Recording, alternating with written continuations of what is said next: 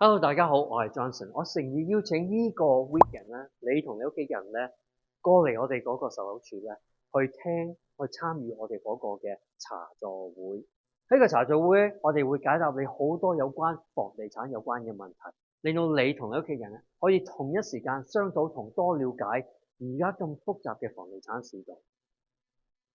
記得登記喎。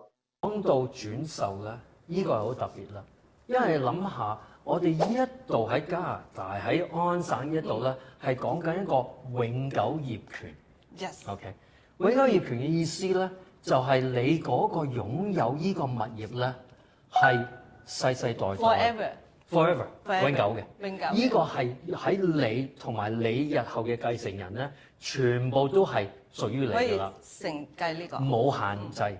冇一個上限嘅，咁呢個就令到喺嗰個家庭啦，佢哋有一樣嘢就真係可以係屬於佢嘅。擁有呢個物業。係啦。OK。咁同香港或者香港朋友嘅咁樣，我哋係做一個租地嗰個嘅政策嘛。咁樣所以係你要再續租嗰個地契嘛。咁呢個就係同香港嗰個即係99啊、999啊係有少少唔同嘅。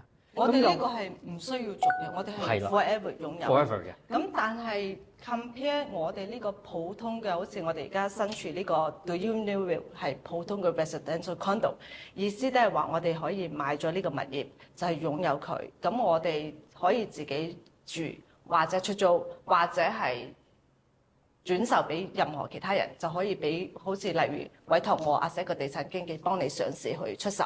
咁例如頭先我哋講到呢個永久居住權嘅長者大廈係咪可以同一樣做法可以放喺我哋嘅地產局轉售呢？有啲情況係可以，有啲情況唔可以。咁所以咧，呢一個咧，你就要每一個朋友咧都要自己知道，或者你係去諗緊呢種咁嘅物業嗰陣時咧，你一定要知道佢哋嗰個遊戲規則係點啦。因為有啲咧就會話，你可以喺嗰個市場委託好似 Candy Lee 去轉售去賣。咁然之後咧，佢哋嗰個機構咧就會做一個登記，你揾到個買家啦，因為唔係喺田土廳啊嘛。咁我就會諗到一個問題，係咪類似好似我哋做緊因為呢個物業係呢個管理處擁有嘅，咁就算我係想要買，揾到個適合嘅買家，其實係需要佢 approve 先可以轉售。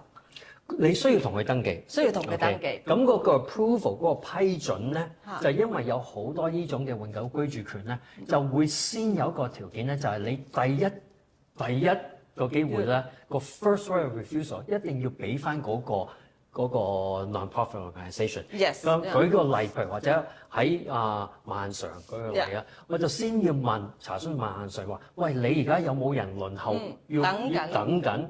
咁然之後，佢哋一定要有第一權，第一手嘅，你排緊隊嘅。係啦，然之後或者話，喂，我冇喎，咁然之後你先可以喺個市場嘅，喺個市場揾個適合嘅買家。各位朋友，多謝你收看我哋呢段片，希望我哋呢一段咧已經係解答咗你哋好多疑問。不過可能你哋有自己係好 specific 嘅問題咧，係仲未解答嘅，所以而家誠意邀請你哋 make sure 你登記，然之後訂座，攞咗你嘅位咧。然之後呢個 weekend 咧，我哋可以見面，然之後可以逐一咧去解答你哋自己嗰啲嘅問題。